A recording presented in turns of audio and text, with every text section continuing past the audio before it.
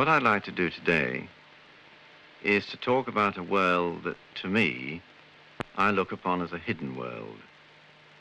And by that, I mean the world of disabled people, of people who have some sort of a disability that is precluding them from living any form of normal life.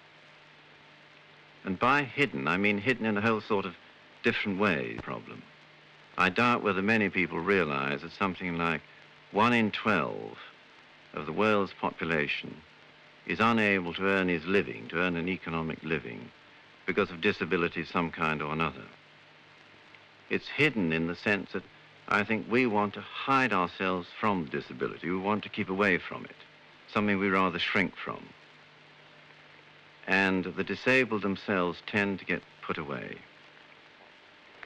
But also it's hidden in the sense that I'm sure that to a large extent we don't understand the nature of the problem. What is the basic problem that confronts a disabled person? Now, when we talk about it, I think the first thing we've got to realize, what I've come to realize in the time that I've been working it, that I've been privileged to work in it, is that every disabled person is a human being, is a person, is individual. And no two people are alike, even within one category of disability. And to me now, after these 30 years, when I'm amongst them, I don't really see the disability. And I'm surprised when I show a picture of somebody and say, hasn't he got a lovely face? The person may say to me, oh, I hadn't noticed his face, I was looking at his disability.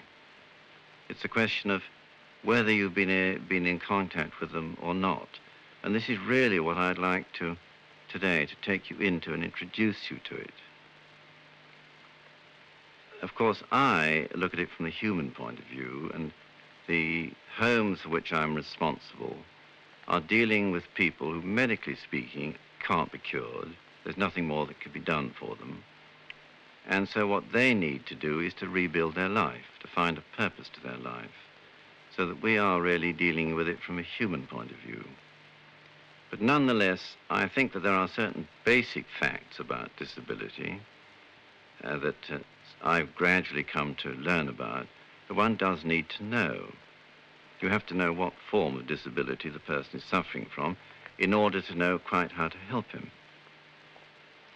And so disability, in the first place, falls into two categories.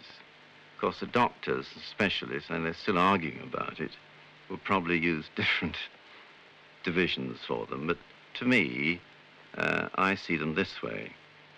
In the first place, you have those that are born with a disability, congenital it's called.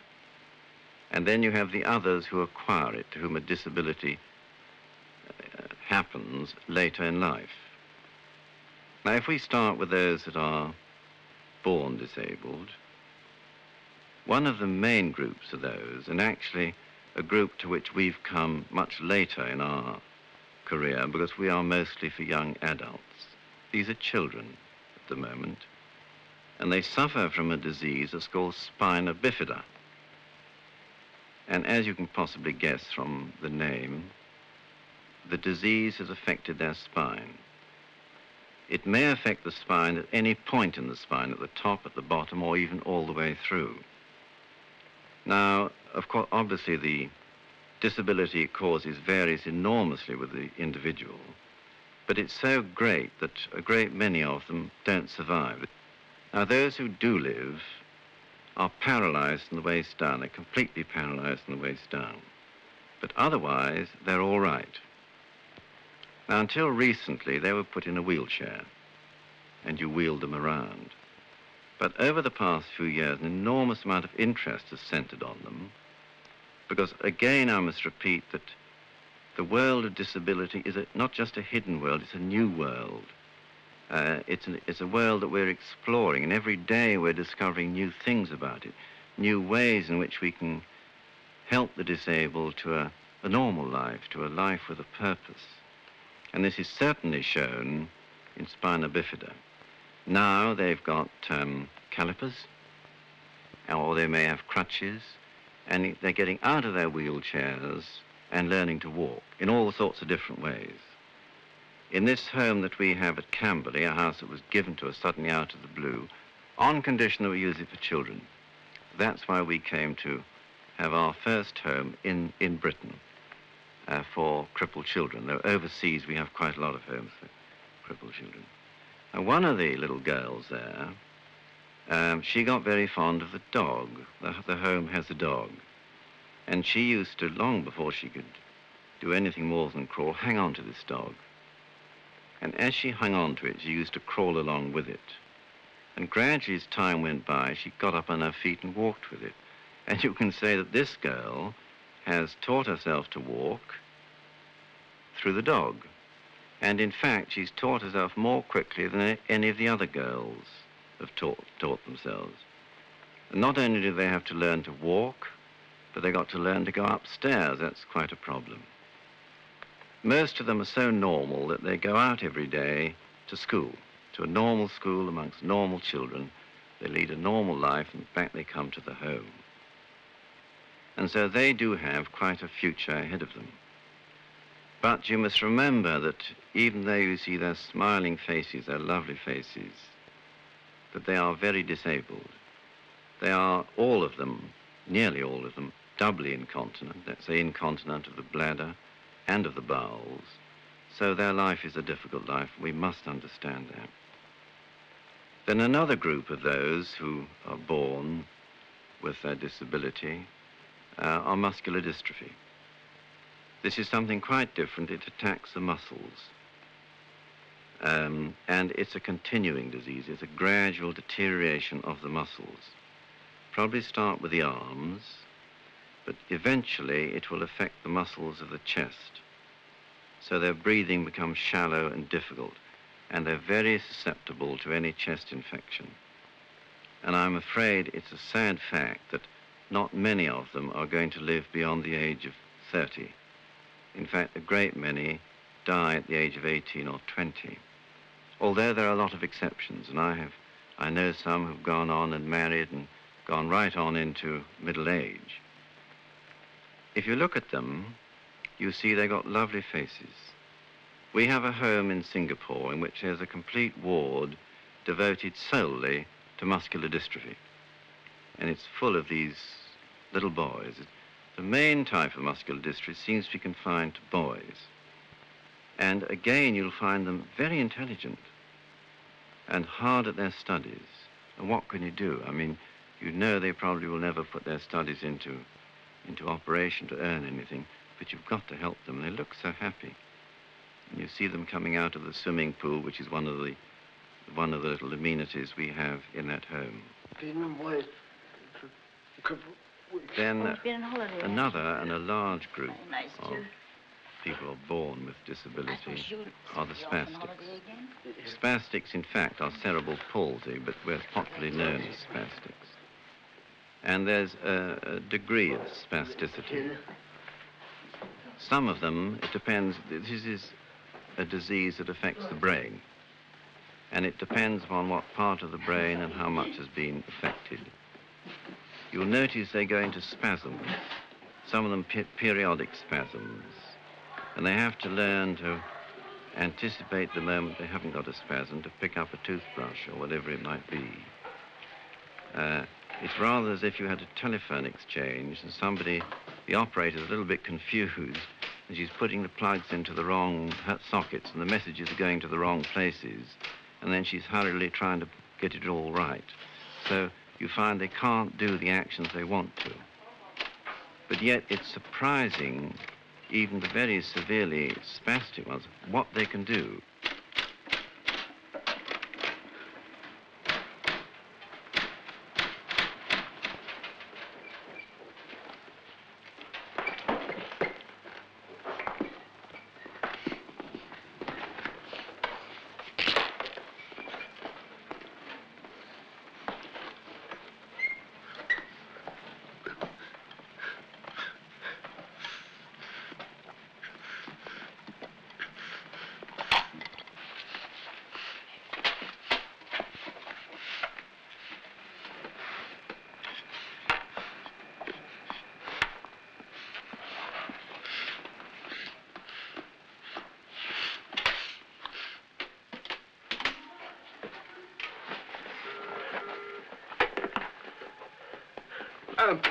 Could you get me plan 810679?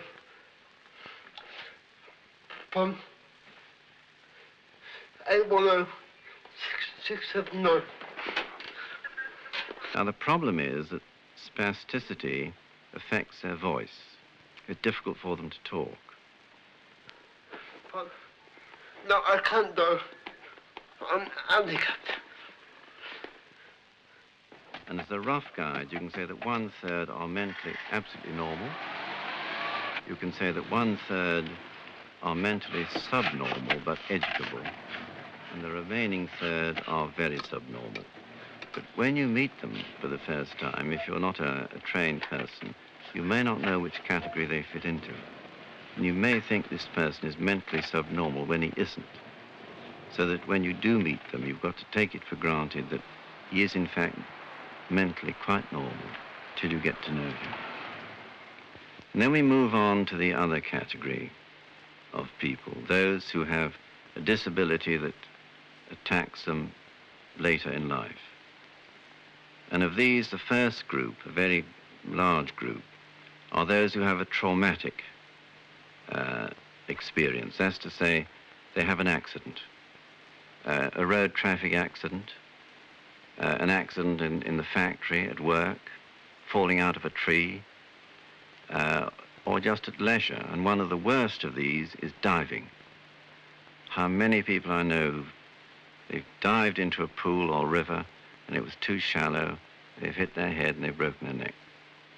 Now, all of these are paralyzed from the waist down, paraplegics, or the quadriplegics who have both their legs and their arms useless. But in every case, their mind is absolutely normal. Now, these are very different from the child who's lived all his life with the disease. The child has gradually got used to it. But just think about a young person of 18, an attractive girl, all her life before her, all her hopes that she's got. And suddenly, in one moment, she's hit by a car and she's in a wheelchair. She'll go to hospital and have surgery or therapy and so on. And during that period, there's still hope for her. There may not in fact be hope, but in her mind there's hope. But when the day comes that the doctor says, "I'm sorry, this is finished, you'll have to go out," then she realizes that this is how she's going to be for the rest of her life. And the effect is absolutely traumatic. I mean, no two people are the same, of course. But I think you can say that by and large, it's 7 years before somebody in this position really accepts her disease, her condition.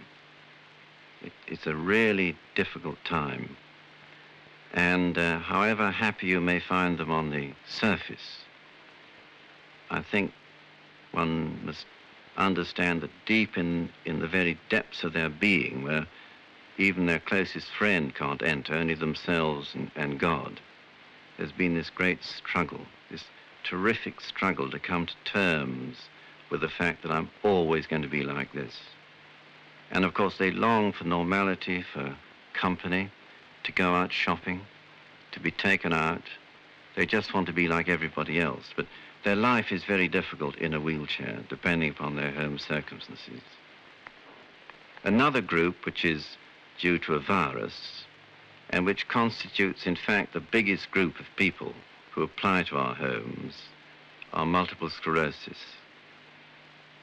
I know it's easy to say of every disease, which indeed is what I think, this is the worst of all. But I think that MS, as it's known, is probably the cruelest.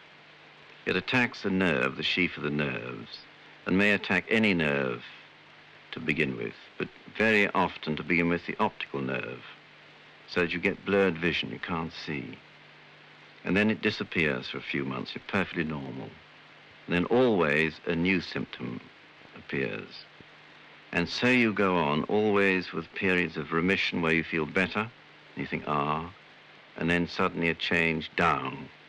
And every time you go down further, until eventually every single part of your body is affected, and you're completely helpless. you become incontinent, you can't speak properly, so on. It really is a dreadful disease. And yet, I don't know how it is, but when you meet them, there's this remarkable cheerfulness. It's very difficult to understand, but it's always there, whatever their moments of sadness may be, but largely depending upon the people they're with, the people who can give them company and help and amuse them and so on. And I think that perhaps, if I may, out of all the different people that come through my mind as I talk like this, there's one that I would like to, whose story I'd like to tell you, because he symbolizes everything. His name was Lenny, like my name, Leonard, but he was Lenny Dipsel. He was born in 1924, and his father was a milkman for the co-op. He used to do 2 rounds, one at 4 in the morning, and he came up for his breakfast, then another one. And Lenny was born in a house in Dagenham. But before the house was finished, the builders had gone on strike and left the roof undone. And there was a dreadful storm of rain, so that the house was soaking when the family moved in. And it was during this period that Lenny was born. And the mother was never very strong, and there was another young brother. And for the first 3 or 4 years, Lenny was perfectly all right. Except his brother remembers he always had difficulty with walking, and he used to want to be carried everywhere, which they thought was fussy. Then suddenly, at the age of 5, he went completely stiff. In the words of the almoner of the hospital, like a plank. And so he was sent to the Children's Hospital at Barts. And there he used to spend most of his time coming home for little intervals. But when he was 14, his father thought, no, I must have Lenny home. He must have a home life. Although his wife, by this time, was obviously not well. The father thought that he could cope. So Lenny came back. Now remember, Lenny couldn't go to the bathroom. You had to carry him. He was absolutely rigid like this in a chair. He could feed himself if you prepared the food, put it on a plate on his shoulder. He could just feed himself like that. And then very shortly afterwards, his mother was diagnosed as having cancer, and an extremely painful form of cancer. And in fact, it took her 4 years to die, 4 dreadful years. And Lenny's brother, in recounting it, says that he doesn't remember his father ever going to sleep in a bed during those 4 years. He had to look after his wife, had to look after Lenny, and he had to do his milk round. He had to cook, he had to wash the clothes, he had to do everything, but he did it. Then the war broke out, and mercifully the brother was not drafted. He was in a reserved occupation until 1943, when he went off to the war. And then the father could stand it no longer. There's no national health then, and the father had to pay the doctor's bills, and worst of all, the pain-killing drugs, because it was so painful for the wife. And at the end of it, he owed £150, and it nearly killed him. And so he had to send Lenny away. And Lenny went to a hospital in the neighborhood, which was an old person's ward. And he was there alone amongst the totally senile. And I've known Lenny well, and I've heard him describe these years, how dreadful it was. Everybody who came in was just there for a few months, or at the most 2 or 3 years, and they died. They were all looking in the past. He was looking into the future. He had no education, but he taught himself to read, and he taught himself to play chess. He used to love playing chess. And he got so desperate that he said, I've got to get out of here. So he went on a hunger strike. And this prompted the almoner, who'd been working hard to move him, to write to us. And we were just starting our second home in a completely derelict RAF building. It had been derelict since the war. It was, nowadays, you wouldn't think it possible you could start a home in a place like that. But in those days, 1952, it was different. In any case, I'd learnt in the RAF that if you want to do something, get your foot in the door, anything. Just make a start and you'll wriggle through. This is how we'd started. And so Len came here to something very different from the orderly routine he knew, but there was life. There was something happening. And he realized, I'm part of it. And he realized that money was hard to come by. And he'd always been musical, but he'd never been able to sing because the old people didn't want noise. So he said, I'll organize a concert party. And so he got organized for what he called his concert party. And in fact, a few years later, we reconstructed and we filmed it because we wanted to keep him on record. We have a piece of film of Lenny singing. And the song that he chose to sing was a very sentimental one that I remember Deanna Durbin singing when I was a boy, called Beneath the Lights of Home. And Lenny turned up on the stage with his little village, Ruin Minor in Cornwall, with all the fishermen. And he knew that tough though the fishermen were, they were sentimental. And he chose this song. And the fishermen couldn't believe it. They saw this little rigid figure come onto the platform. They thought, what's going to happen? And listen, this is what they heard. Away from lights of home, I can see somebody there, shining eyes and silver hair. I can see her kneeling there beneath the lights of home. In that little old sleepy town, nothing happens when the sun goes down. Not a thing but moonbeams around. Well, the way that Lenny sang, and he repeated it time after time that winter in different halls, raised £600 for the home to help them rebuild a new home in a better part of Cornwall. And to me, Lenny symbolizes the whole world of disabled people. The fact that what they really desire is to be useful. And that whether or not they can be useful obviously depends on where they are and what's done for them. And of course, I must say that although I thought that I'd gone out to help them, I feel that I'm the one who's been helped. I mean, you can't be in the presence of somebody like Lenny or the others without feeling better for it. And their cheerfulness and their determination is infectious, I find it. In that little old sleepy town, nothing happens when the sun goes down. Not a thing but moonbeams run around 'neath the starry dawn. Lend a hand of time for me. Let me live my memory. Once again I long to be beneath the lights of